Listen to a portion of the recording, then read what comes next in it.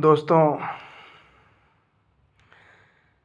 निर्मल वर्मा हिंदी के बहुत महत्वपूर्ण कथाकार हुआ करते थे।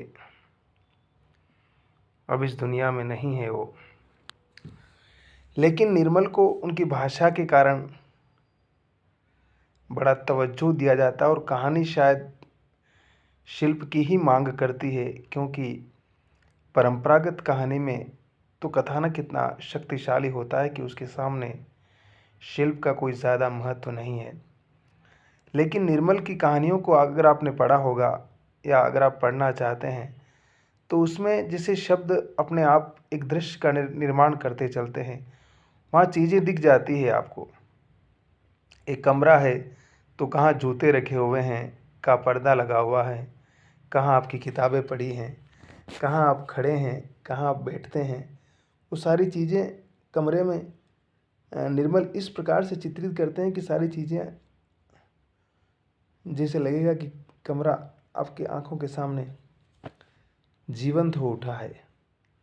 उनकी एक कहानी है, बहुत लंबी कहानी है, कौवे और काला पानी। वो विस्थापन की कहानी है, या मनुष्य के अकेलेपन की कहानी है, या पारिवारिक जिम्मेदारियों और देश दुनिया से उब चुके एक ऐसे इंसान की कहानी है जो अपना पूरा परिवार छोड़ करके एक दिन अचानक गायब हो जाता है। घर के लोग ढूंढते रहते हैं उनको, लेकिन वो मिलता नहीं है। और बाद में बहुत लंबे समय के बाद, लगभग 10 बरस के बाद उनकी एक चिट्ठी आती है। तो पुत्र उनको खोजते फिरते पहुंचता है हिमालय की पहाड़ियों में। वहीं वो कहते हैं कि बस मेरा होना या नहीं होना कोई मतलब नहीं रखता है। जैसे वो दुनिया से पूरी तरह से अपने आप को विराग की दुनिया में पहुंच करके एक ऐसे फ़कीर बन जाते हैं कि जो फ़कीर भी नहीं है, लेकिन बस अकेले रहते हैं उस सुनसान में, जहाँ सिर्फ हवा है, प्रकृति है और पहाड़ है और अकेलापन है, और कोई जन कभी आता है कभी नहीं आता है। पुत्र उनसे मिलने भी जाता है, और पुत्र उनसे और कुछ दूसरा पारिवारिक काम था उस बहाने भी जाता है। वापस लौटने की बात नहीं करते हैं, न किसी बात का रिग्रेट करते हैं। वो कहते हैं कि क्या है, मैं वहाँ रहता या यहाँ रहूँ, क्या फ़र्क पड़ता है। वो मनुष्य किस प्रकार का मनुष्य है?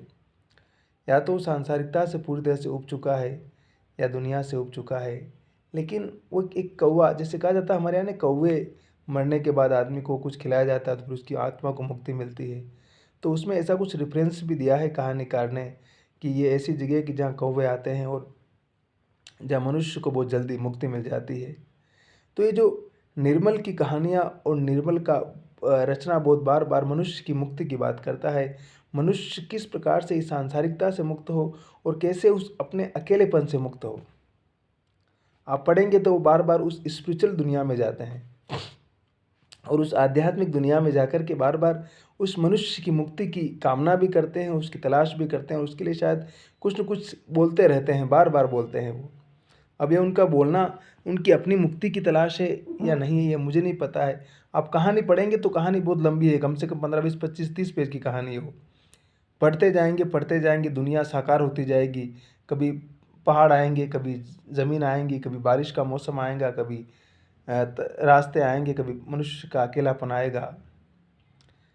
लेकिन निर्मल की अजीब सी दुनिया है, जहाँ आप जा कर के खो नहीं जाएंगे, जहाँ से आप कुछ न कुछ सीखते जाएंगे, जहाँ कुछ न कुछ ग्रहण करते हुए ही आएंगे आप। और ये उनका ग्रहण करने का शायद भाषाई जादू है, या उनकी अनुभूति का जादू है, या उनके अनुभव का जादू है। कुछ तो कुछ निर्मल के अंदर है। और निर्मल वर्मा को बगैर पढ़े आप आधुनिक कहानी को, आधुनिक उपन्यास की दुनिया को शायद अधूरा ही जानेंगे।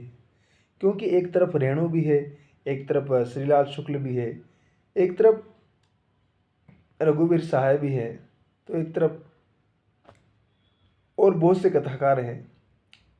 कृष्णा सोबती भी है, राजेंद्र यादव भी है, मनु भंडारी भी है, मोहन राकेश भी हैं।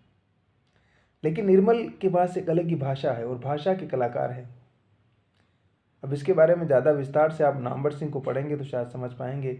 लेकिन कौवे और काला पानी जो कहानी है मैंने जब पढ़ी तो मुझे बार बार उसके भीतर का ये एहसास हुआ बार बार।